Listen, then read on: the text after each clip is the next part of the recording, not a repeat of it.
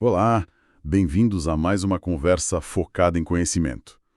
Hoje a gente tem em mãos um material de estudo bem detalhado sobre anestesiologia. Isso aí. Nossa missão aqui é tentar extrair os conceitos, os medicamentos, as técnicas essenciais, né, que formam a espinha dorsal dessa especialidade médica tão importante. Exatamente. A ideia é a gente mergulhar naquela famosa tríade da anestesia, tentar entender a ação e a interação dos fármacos principais e discutir também como é que o paciente é acompanhado, né, antes, durante, depois do procedimento. Perfeito. Tentar trazer uma clareza, assim, uma organização para esse campo que às vezes parece meio complexo, né? Com certeza. Então, a base de tudo, pelo que o material indica, é essa tríade: analgesia, hipnose e relaxamento muscular. Vamos começar pelo primeiro. Analgesia. Qual que é o papel fundamental dos analgésicos aqui? O objetivo principal é o controle da dor, né? E isso é vital. Não só pelo conforto do paciente, claro, mas porque a própria dor, ela pode desregular parâmetros fisiológicos importantes. Ah, tipo a pressão arterial. Exato. Pode aumentar a pressão arterial, por exemplo. E isso é algo que a gente precisa monitorar e controlar o tempo todo durante a anestesia. O material que a gente tem, ele destaca dois opioides principais nesse contexto, o fentanil e o remifentanil. Certo. E eles não são, assim, a mesma coisa, né? O material aponta umas diferenças importantes. Não de jeito nenhum. A fonte menciona que o remifentanil é consideravelmente mais potente, coisa de umas 10 vezes mais que o fentanil. Nossa, 10 vezes. É. E por causa dessa potência toda e também porque ele age muito rápido e por pouco tempo, ele geralmente é administrado de forma bem controlada. O material sugere diluído, né, em 500 ml de soro fisiológico e usando uma bomba de infusão contínua, a BIC. A famosa BIC. Isso. Começando com uma taxa tipo 10 ml por hora durante a cirurgia. E essa taxa, eu imagino, não é fixa, né? Ela vai mudando. Não, de forma alguma. Ela é ajustada dinamicamente o tempo todo. O anestesista fica de olho na pressão arterial do paciente. Se a pressão começa a subir, opa, pode ser dor, pode ser estímulo cirúrgico. Aí aumenta a infusão, talvez para 15 ml por hora. Se a pressão cai ou se o estímulo diminui, aí pode reduzir a taxa. É um controle fino, constante. Entendi. Então, o remifentanil é mais para aquele momento ali durante a cirurgia mesmo. E o fentanil? Onde que ele entra mais? O fentanil também é muito potente, claro, mas o perfil dele é um pouco diferente. O material ressalta, por exemplo, o potencial de dependência, tem que usar com cautela. Ah, sim. E tem uma curiosidade prática que o texto cita. De uma ampola de 2 ml, às vezes a gente usa só uma fraçãozinha, tipo 0,2 ml, e o resto tem que ser descartado direitinho. Nossa, que interessante isso. Tem até uma mnemônica que a fonte traz, achei curioso. Fentanil igual a freia, peristalsis e esvaziamento gástrico. Ajuda a lembrar que ele deixa o intestino mais lento, né? É um efeito colateral importante. Boa essa mnemônica. Útil para lembrar. E se precisar reverter o efeito dele? Rápido. Aí o reversor específico para esses opioides, como o fentanil, é a naloxona. Naloxona. Tá. E o outro ponto importante que o material destaca, enquanto o remifentanil é mais para o intraoperatório, né, pela ação curta, o controle da dor lá na UTI, na terapia intensiva, geralmente é feito com o fentanil, porque ele dura mais tempo. Ah, faz sentido. Pela duração mais longa. Beleza, cobrimos a analgesia. Qual que é o segundo pilar da tríade mesmo? São os hipnóticos. Aqui o objetivo é induzir a perda de consciência, fazer o paciente dormir, digamos assim. O material divide eles em duas classes principais: os que a gente dá pela veia, os endovenosos, EV, e os que o paciente respira, os inalatórios. Vamos começar pelos endovenosos, então. Quais são os principais? Sim, a fonte cita alguns bem conhecidos: midazolam, diazepam, propofol e também o tiopental sódico. Para a maioria desses, se precisar reverter o efeito, o reversor é o flumazenil. Flumazenil. E o material destaca alguma coisa específica de cada um deles, tipo, quando usar um ou outro? Sim, sim. Por exemplo, o midazolam, ele é descrito como tendo múltiplos efeitos, sabe? Além de hipnótico, ele é ansiolítico, ou seja, diminui a ansiedade, é miorrelaxante, relaxa um pouco os músculos, anticonvulsivante e causa aquela amnésia retrógrada. Aquela que o paciente não lembra do que aconteceu um pouco antes. Isso mesmo. Já o Propofol é super comum para procedimentos mais curtos ou para sedação, ou quando a gente quer proteger o cérebro, né? Neuroproteção. Um ponto interessante que o texto menciona é que ele geralmente não derruba tanto a pressão, não causa tanta hipotensão, e uma dose de 200 miligramas daria ali uns 6 a 10 minutos de ação. Ah, bom saber nessa questão da pressão. E o tiopental sódico, o TPS, ele é citado como muito usado em neurocirurgias, porque além de ser hipnótico e anticonvulsivante, ele ajuda a diminuir a pressão dentro do crânio, a PIC. Nossa, bem específico esse uso do tiopental para neurocirurgia. Interessante. E os hipnóticos inalatórios? Como funcionam? Esses são administrados como gases ou vapores, pelo circuito de anestesia que o paciente respira. O material lembra um detalhe importante. Cada um deles precisa de um aparelho específico para virar vapor, o vaporizador. E cada vaporizador tem uma cor para identificar. Ah, tipo código de cores? Exato. Os exemplos que a fonte traz são o isoflurano, com vaporizador lilás, que é mencionado como útil para pacientes com problema no coração, coronarianos. O sevoflurano, com vaporizador amarelo, mas esse tem uma ressalva. Tem que ter cuidado porque ele pode ser tóxico para os rins, nefrotóxico. Atenção aí. E o alotano, com vaporizador vermelho, que hoje em dia é menos usado. O óxido nitroso também entra nessa classe, mas o uso dele, segundo a fonte, está diminuindo. Entendido. Então cobrimos analgesia e hipnose. Falta o terceiro elemento da tríade, né? Isso, os relaxantes musculares. Eles são essenciais. Primeiro, para conseguir passar o tubo na traqueia, a intubação orotraqueal, e segundo, para o cirurgião conseguir operar sem que a contração muscular do paciente atrapalhe. Fundamental, né? Totalmente.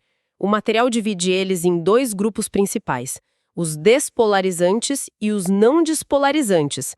E tem um alerta crucial que a fonte reforça muito. Depois que você aplica qualquer relaxante muscular, tem que entubar muito rápido. Rápido quanto? O texto sugere no máximo 3 minutos, porque o paciente simplesmente para de respirar sozinho, né? Fica totalmente dependente da ventilação. Nossa, crítico esse tempo. Vamos começar pelos despolarizantes. Qual o principal? O principal exemplo que o material cita é a succinilcolina. Ela age super rápido e dura pouco tempo, coisa de 6 a 10 minutos. Curta duração. Bem curta. Mas a grande preocupação com ela, que o material enfatiza, é a hipertermia maligna. Ah, já ouvi falar disso. É grave, né? Gravíssimo. É uma complicação rara, felizmente, mas que pode ser fatal. A temperatura do corpo sobe de forma descontrolada. O risco parece ser maior se tiver associação com o uso de anabolizantes ou em pacientes que tiveram poliomielite, segundo a fonte. E tem o que fazer. Sim. Felizmente existe um antídoto específico, que é o dantrolene. Tem que estar disponível para uma emergência dessas. Ufa, ainda bem que tem antídoto. E o outro grupo, os não despolarizantes? Aqui tem mais opções. O material lista o atracúrio, que é descrito como muito usado, o pancurônio, que tem um detalhe, pode acelerar o coração, causar taquicardia, o vecurônio e o rocurônio. E a diferença principal deles para a succinilcolina? A principal diferença é que eles duram bem mais tempo. A ação deles fica ali na faixa de 45 a 60 minutos. Ah, bem mais longo. Bem mais. E para reverter o efeito da maioria deles, atracúrio, pancurônio, vecurônio, o reversor mais comum é a neostigmina. Mas o rocurônio tem uma vantagem importante. Qual? Ele tem um reversor específico e mais moderno, que é o Sugamadex. Ele permite uma reversão bem mais rápida e, digamos, mais limpa, mais completa do bloqueio muscular. Interessante. Esse Sugamadex. Bom, entendemos a tríade fundamental. Agora, o material também entra em algumas técnicas e manejos mais específicos. Fala de TIVA. O que é TIVA? TIVA é a sigla para técnica intravenosa de anestesia. Bem autoexplicativo, né? Toda anestesia, desde a indução até a manutenção, é feita só com medicamentos pela veia, sem usar nenhum gás, nenhum agente inalatório. Ah, tá. E onde se usa isso? O material cita a colonoscopia como um exemplo bem comum onde se usa TIVA. Geralmente combina um analgésico, tipo fentanil, e um hipnótico, tipo Propofol. E um detalhe importante que a fonte frisa: na colonoscopia não se usa relaxante muscular, tá? Ativa ali é só analgesia mais hipnose. Entendido. Faz sentido para um procedimento assim. E se, durante uma anestesia qualquer, a frequência cardíaca do paciente cai muito, bradicardia, né? O que a fonte diz que dá para fazer? Bradicardia. O material aponta 3 drogas principais para essa situação. A primeira é a atropina. Ela age bloqueando o sistema nervoso parasimpático e isso indiretamente acelera o coração. O texto até menciona um efeito inotrópico positivo, ou seja, aumenta também a força da contração. Atropina. Quais as outras? A segunda é a etilefrina. É um vasoconstritor e pode ser útil em pacientes idosos. A sugestão do material é diluir e administrar aos pouquinhos, sempre de olho na pressão. E a terceira é a efedrina. É outro vasoconstritor, só que ela age mais aumentando a frequência cardíaca mesmo. Pode ser útil, segundo a fonte, em pacientes com problemas no fígado. Entendi. E se for o contrário, precisará aumentar a pressão usando vasoconstritores em geral. Aí a fonte lista eles numa ordem crescente de potência, assim.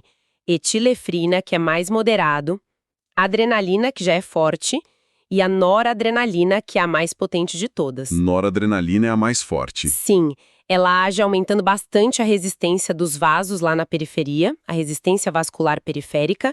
Geralmente é dada em infusão contínua, na BIC, com doses como 4 a 8 miligramas. Mas um ponto interessante é que a escolha depende muito da causa da pressão baixa, né? Ah, claro. Por exemplo, em choque anafilático, uma reação alérgica gravíssima, a droga de escolha na hora é a adrenalina. De preferência intramuscular no começo e se tiver parada cardíaca, aí vai para a veia. Agora, se for uma reação alérgica mais comum, aí o tratamento com um antihistamínico ou corticoide. Entendi a diferença. E antes mesmo de tudo isso começar, tem a preparação do paciente, né? A medicação pré-anestésica. O que ela envolve, segundo o material? O objetivo dela é preparar o paciente para a cirurgia e para a anestesia, para tornar tudo mais seguro, mais confortável. O material descreve um conjunto, assim, meio padrão, com 4 tipos de medicamentos. 4 tipos, quais são? Primeiro, um antialérgico profilático. Pode ser um antihistamínico ou um corticoide, tipo dexametasona, hidrocortisona. Isso é especialmente importante se o paciente já tem alergia conhecida ou se não sabe se tem alergia a alguma coisa. Prevenção, né? Isso. Segundo, um antiemético para prevenir náusea e vômito, tipo ondansetrona ou metoclopramida. Essa última, a metoclopramida, também ajuda a reverter aquele efeito do fentanil, de deixar o estômago mais lento, lembra? Lembro. Mas tem um alerta no material. Cuidado com a metoclopramida porque ela pode dar uns efeitos colaterais estranhos chamados extrapiramidais, mas que podem ser revertidos com difenidramina. Bom saber do reversor. Qual o terceiro? Terceiro é um antibiótico profilático. O exemplo é a safazolina, 1 grama, que é administrada mais ou menos 1 a 3 horas antes da cirurgia para prevenir infecção lá no local onde vai ser operado. E o quarto? E o quarto é um protetor gástrico, como o omeprazol 4 miligramas, porque o estresse da cirurgia pode aumentar a acidez do estômago, né? Então é para proteger. Nossa, um preparo bem completo mesmo. Vamos tentar aplicar isso. Como seria a anestesia para uma colonoscopia, com base no que está no material? Olha, primeiro, a colonoscopia exige aquele preparo intestinal antes, né? Com dieta específica, laxante, às vezes enema. As indicações são para investigar sintomas como síndrome do cólon irritável ou melena. Melena é sangue nas fezes, certo? Isso, sangue nas fezes. O material até menciona aquele teste de guaiaco, a fonte grafa guaiaco, para detectar sangue oculto. Se pingar água oxigenada e borbulhar, indica sangue. Antes do procedimento, pedem exames básicos, hemograma, eletrocardiograma, talvez um raio-x de tórax. E a anestesia em si? A técnica preferida, como a gente já falou, é ativa, geralmente combinando propofol e fentanil. A fonte também menciona que para curetagem, outra opção além da ativa poderia ser a anestesia raquídea. Entendi. E como o material aborda o manejo da pressão arterial? principalmente para quem já é hipertenso ou chega numa crise. O controle prévio é chave. O texto menciona a importância de checar o controle da glicose com remédios como metformina, glimepirida, e pedir exames como o hemograma, PCR, glicemia, hemoglobina glicada, HbA1c, e a função renal. Função renal é importante por quê? Porque os rins ajudam a controlar a pressão e eliminam alguns medicamentos. Uma creatinina acima de 0,8, segundo o texto, já poderia indicar desidratação. E os eletrólitos também, né? Um potássio de 6, por exemplo, indicaria que o rim não está filtrando direito. Certo. E se tiver uma crise hipertensiva ali na hora? Para crise hipertensiva durante ou antes da cirurgia, o material cita 2 medicamentos comuns. Um é a nitroglicerina, ela dilata mais as veias, é boa para angina também. A sugestão é diluir 50 miligramas em 250 ml de glicose 5% e infundir pela bique, começando a 10 ml/h. O objetivo é reduzir a pressão uns 20% nas primeiras 2 horas. E o outro? O outro é o nitroprussiato de sódio.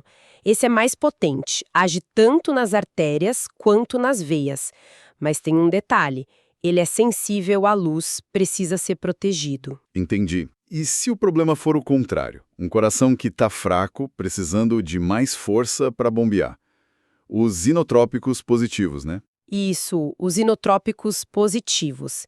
Eles aumentam a força de contração do coração e também podem aumentar a frequência cardíaca. Antes de usar, o material recomenda checar a pressão venosa central, a PVC. O ideal, segundo o texto, é entre 6 e 8 milímetros de Hg em adultos. E quais são os principais inotrópicos citados? Os principais são a dopamina e a dobutamina. Geralmente ambos são diluídos em 250 ml de soro fisiológico e administrados pela bique, começando ali com uns 10 ml por hora. A dose é ajustada para manter a frequência cardíaca numa faixa boa, tipo 60 a 70 batimentos por minuto. Certo. E só para reforçar, a atropina que a gente falou antes para bradicardia seria usada só se a frequência baixa fosse causada por outros remédios, tá? Não por um problema do coração em si. E para emergências hipertensivas, a hidralazina também é uma opção mencionada. Ela age mais na pressão diastólica, a mínima. Entendi. E tem um cenário clínico que o material cita, né? Sim, um exemplo. Se um paciente tem taquicardia supraventricular, a TSV, e está tratando com bisoprolol, mas aí ele desenvolve uma bradicardia que causa sintomas, a correção seria com dopamina ou dobutamina. Bem específico mesmo. E sobre hipertensão na gravidez? O material cobre isso? Cobre sim. Ele aborda aquela hipertensão que aparece durante a gestação. O exemplo é de uma paciente com 20 semanas, pressão de 158 por 88, sendo que antes era normal, e ela tem dor de cabeça e perda de proteína na urina, a proteinúria. E o tratamento nesse caso? O tratamento pode incluir metildopa ou nifedipino, mas na forma de liberação lenta, o retard. A forma comum seria arriscada na gravidez. Para os quadros mais graves, como pré-eclâmpsia, eclâmpsia ou a síndrome HELP, as drogas de escolha mencionadas são o labetalol e o sulfato de magnésio. Sulfato de magnésio é importante, né? Muito. Ele é crucial como anticonvulsivante nessas situações, mas tem que ter muita atenção para sinais de toxicidade, como os reflexos ficarem muito exaltados, a hiperreflexia, ou a respiração ficar lenta, depressão respiratória. Se isso acontecer, o antídoto é o gluconato de cálcio. Bom saber do antídoto também. E o material indica que se a gestante já está no final da gravidez, a termo, 37 semanas, e não está respondendo bem ao tratamento, ou se o bebê está em sofrimento, a indicação é internar e fazer o parto, a resolução cirúrgica. Uma perda de proteína muito alta na urina, mais de 3 gramas, sem resposta ao tratamento também seria indicação para internação. Situações bem delicadas. Exigem conhecimento muito específico. Mudando um pouco de foco agora, a intubação orotraqueal, a IOT, é um procedimento central na anestesia geral. Quais cuidados o material destaca para isso? Ah, vários cuidados práticos. Verificar e pedir para tirar próteses dentárias, né? Atenção com barba, porque pode atrapalhar a vedação da máscara de ventilação. Faz sentido. Medicamentos como a heparina de baixo peso molecular, a HBPM, precisam ser suspensos antes, a fonte fala em 8 horas antes, e o jejum, claro, NVO, nada via oral. Aqui tem um ponto curioso no material. Qual? Ele menciona um período de 22 horas de jejum. Isso é bem incomum. Normalmente, as diretrizes falam em 6 a 8 horas para comida sólida e 2 horas para líquidos claros. Então, é bom notar essa informação da fonte, mas talvez confirmar com práticas mais atuais. 22 horas parece bastante mesmo. Na hora de tirar o tubo, na extubação, a atropina pode ajudar a diminuir a salivação excessiva, a cialorreia. E, claro, é fundamental o anestesista saber reconhecer os fatores que podem dificultar a intubação. Pescoço curto, obesidade ou uma classificação alta na escala de Mallampati. Falando nessas escalas, como é que o material descreve elas? Ajudam a prever dificuldade, né? Exatamente, são ferramentas para tentar prever se a intubação vai ser difícil. A escala de Patil-Alfret, ela mede a distância entre o queixo e a cartilagem tireoide, a distância tiromentoniana. Grau 1, acima de 6,5 centímetros, indica que vai ser fácil. Grau 2, entre 6 e 6,5 centímetros, já prevê alguma dificuldade. E grau 3, abaixo de 6 centímetros, sugere que vai ser bem difícil, talvez até impossível com um laringoscópio normal. E a outra, a Mallampati? A Mallampati avalia o quanto a gente consegue ver lá no fundo da garganta, as estruturas da orofaringe, quando o paciente abre a boca e põe a língua para fora. Classe 1, quando a gente vê tudo, é fácil. Classe 4, quando só dá para ver o céu da boca duro, o palato duro, aí é difícil. Entendi.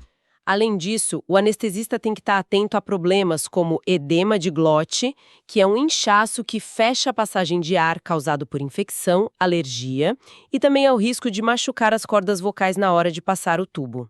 Muita coisa para avaliar antes. Relembrando os conceitos básicos, como é que o material define anestesia e avaliação pré-anestésica? A anestesia é definida como um estado reversível que combina 4 coisas: perda de consciência, ausência de dor, analgesia, perda de memória, amnésia e relaxamento muscular. Tudo isso induzido por fármacos. A famosa tríade mais a amnésia, basicamente. Isso. E a avaliação pré-anestésica é aquela consulta importantíssima antes da cirurgia. O objetivo é coletar toda a história do paciente, entender a doença atual, outros problemas de saúde, revisar os tratamentos, os remédios que ele usa, alergias, perguntar se já tomou anestesia antes e como foi. E fundamental, explicar direitinho como vai ser a anestesia planejada e obter o consentimento informado do paciente. E essa questão do consentimento já entra nos princípios éticos, né? Que o material também aborda. Exato. A fonte cita os 4 pilares da bioética médica: autonomia, que é o respeito pela decisão do paciente, por isso o consentimento informado é tão crucial; beneficência, que é agir sempre buscando o melhor para o paciente; não maleficência, que é aquele princípio de, primeiro, não causar dano. Tipo o exemplo que deram de não fazer um exame doloroso sem analgesia. Isso, exatamente. E o 4 é a justiça, que é tratar todos os pacientes de forma justa e equitativa. O material também alerta que erros podem acontecer, né? Sim, felizmente. Como, por exemplo, administrar cloreto de potássio sem diluir, que é um risco enorme de parada cardíaca. Ou infundir o remifentanil rápido demais, que pode dar aquela rigidez no tórax, o tórax lenhoso, e derrubar a pressão. Por isso que o registro detalhado de absolutamente tudo que acontece durante a anestesia é essencial. Registrar tudo mesmo? Tudo. Sinais vitais, líquidos que entraram e saíram, doses exatas dos remédios, o que aconteceu na cirurgia, se teve complicação, quanto sangue perdeu, quem participou, tudo assinado. Isso é fundamental para a segurança, para poder avaliar depois o que aconteceu e, claro, para questões legais também. E quais são os riscos legais que o material menciona? Ele cita os 3 tipos clássicos de erro médico na esfera legal: a negligência, que é quando você deixa de fazer algo que deveria ter feito, uma omissão; A imprudência, que é quando você age de forma apressada, sem a cautela necessária, e a imperícia, que é quando falta habilidade técnica ou conhecimento para fazer aquele procedimento. Negligência, imprudência, imperícia. Entendido. Para fazer a intubação e manejar a via aérea, tem as ferramentas específicas, o que o material fala sobre o laringoscópio e outros dispositivos. O laringoscópio é aquele instrumento básico que permite ao anestesista olhar lá dentro, ver a laringe e as cordas vocais, para poder guiar o tubo orotraqueal, o TOT, para o lugar certo. O material menciona que tem vários tipos, com lâmina reta ou curva, de fibra ótica, descartáveis, e os mais modernos que têm uma câmera na ponta, os videolaringoscópios. E o tubo em si, tem algum detalhe? O próprio tubo tem aquele balãozinho na ponta, o cuff. Depois que o tubo está no lugar certo, a gente infla esse cuff, a fonte cita inflar com 10 centímetros de ar para ele vedar a via aérea. Isso serve para duas coisas importantes. Impedir que secreção ou comida do estômago vá para o pulmão, que seria a aspiração, e garantir que a ventilação que o aparelho está dando seja eficaz, que o ar vá todo para o pulmão. Entendi a função do cuff. E para casos difíceis? Para casos de via aérea difícil, o material cita a máscara laríngea Fast Track, que é um dispositivo que não entra na traqueia, fica acima da laringe, supraglótico, e também a guia de Ashman, mais conhecida como Bougie, que é tipo um fio-guia semirrígido que ajuda a direcionar o tubo quando a visualização é ruim. Bougie. Ok. E o que seria a intubação seletiva que a fonte menciona? A intubação seletiva pode ser feita de propósito. Por exemplo, numa cirurgia de tórax, você pode querer ventilar só um pulmão enquanto o cirurgião opera o outro. Aí você usa um tubo especial ou avança um tubo normal para dentro de um brônquio. Ah, entendi. Pode ser de propósito. Pode. Mas também pode acontecer sem querer, acidentalmente. Se o tubo orotraqueal avançar demais, passar da carina, que é onde a traqueia se divide, ele vai acabar entrando em um dos brônquios principais, geralmente o direito. Aí só um pulmão vai ser ventilado. E se isso acontecer por acidente? Aí tem que perceber e recuar o tubo um pouco. O material até sugere usar a marca de 22 centímetros do tubo na altura dos lábios como uma referência para a posição correta em adultos. Outro ponto relacionado à intubação que fica por muito tempo, a traqueostomia, aquela abertura cirúrgica no pescoço direto na traqueia, é considerada depois de uns 14 dias de tubo orotraqueal, para evitar lesão nas cordas vocais. Certo, para preservar as cordas vocais. O material também descreve a fibrobroncoscopia. Para que serve isso? É um exame que usa um aparelho chamado fibrobroncoscópio. É um tubo bem fino, flexível, com uma câmera na ponta. Ele serve para olhar por dentro da traqueia e dos brônquios. E quando que se usa? As indicações são várias. Pode ser para ajudar em intubações difíceis, para confirmar se o tubo orotraqueal está no lugar certo, para tirar algum corpo estranho que foi aspirado ou para limpar secreções muito grossas. Também serve para coletar amostras, fazendo lavado broncoalveolar, LBA ou BAL na sigla em inglês, ou para fazer biópsias lá dentro. E anestesia para fibrobroncoscopia? Depende. Para procedimentos mais curtos, pode ser só uma ativa. Mas se for algo mais longo, mais complexo, aí pode precisar de anestesia geral completa, com a tríade toda e intubação. Para finalizar, as técnicas que o material aborda têm o acesso cardiovascular. O que a fonte cobre sobre isso? Ela menciona o acesso venoso central. É aquele catéter que é colocado numa veia grande, profunda, geralmente na subclávia, abaixo da clavícula, ou na jugular externa, no pescoço. E para que serve esse acesso central? É entre 6 e 8 milímetros de mercúrio em adultos. E também para administrar medicamentos que são irritantes ou que não podem ir em veias pequenas periféricas. A ponta desse catéter tem que ficar posicionada na entrada do coração, lá no átrio direito, e essa posição precisa ser confirmada com raio-x de tórax. Certo. Tem mais algum catéter importante? Sim.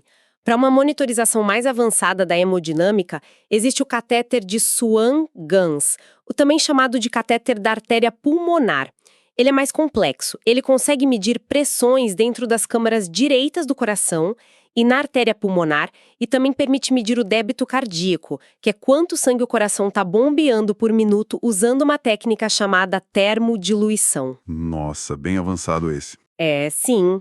Ele tem vários lúmens, várias vias, que permitem coletar amostras de sangue venoso central e também de sangue venoso misto, que já passou pelos pulmões. O material também menciona cuidados importantes para quem tem acesso central, como trocar o curativo, coletar culturas de sangue, hemocultura se houver suspeita de infecção, e usar antibiótico profilático, como a cefazolina, em pacientes internados. E para hemodiálise? O acesso central também serve para hemodiálise, e nesse caso é preciso usar heparina, que é um anticoagulante, para não coagular o sangue no circuito. E aí o material lembra que o antídoto para heparina, se precisar reverter o efeito dela, é a protamina. Ufa, foi realmente uma análise bem detalhada dos componentes da anestesiologia, seguindo esse material que a gente recebeu. Cobrimos desde a tríade fundamental até as técnicas, procedimentos específicos, os cuidados, a ética envolvida. Fica muito claro que é uma especialidade de imensa responsabilidade, né? E que exige atenção a múltiplos detalhes ao mesmo tempo. Sem dúvida nenhuma. O que é fascinante aqui, eu acho, é perceber como a anestesia moderna exige uma abordagem que é totalmente personalizada, né? Não é uma receita de bolo. De jeito nenhum. Você precisa escolher os fármacos certos, as técnicas mais adequadas para aquele paciente específico, levando em conta as doenças que ele já tem, as condições pré-existentes e também para o tipo de cirurgia que vai ser feita. E não basta só escolher bem no começo. Tem que ficar de olho o tempo todo. Exato. É monitorar tudo constantemente e, mais importante, estar pronto para intervir muito rápido se aparecer qualquer complicação. O resumo final que tem no material parece reforçar bem esses pontos-chave. As medicações, os reversores para cada uma, todo o preparo que é necessário. Então, o que tudo isso significa, no fim das contas? Para mim, mostra que a anestesiologia evoluiu demais. Não é mais só apagar o paciente e pronto. É um gerenciamento ativo, dinâmico, super complexo da fisiologia humana no momento em que a pessoa está totalmente vulnerável. Exatamente. É um cuidado intensivo perioperatório, na verdade. E isso nos deixa com uma reflexão interessante, né? Especialmente quando a gente pensa que as cirurgias estão ficando cada vez mais complexas e os pacientes também, né? Muitas vezes idosos com várias doenças associadas. É verdade. Isso levanta uma questão importante. Como que a anestesiologia vai continuar evoluindo para garantir ainda mais segurança e bem-estar para esses pacientes? Talvez o futuro traga ainda mais personalização, quem sabe baseada em dados genéticos do paciente ou biomarcadores específicos que indiquem riscos, ou até mesmo com a ajuda de inteligência artificial no monitoramento e na previsão de problemas. Nossa, é uma excelente pergunta para a gente continuar pensando. O futuro da anestesia personalizada. Muito obrigado por nos acompanhar nesta análise detalhada do material sobre anestesiologia.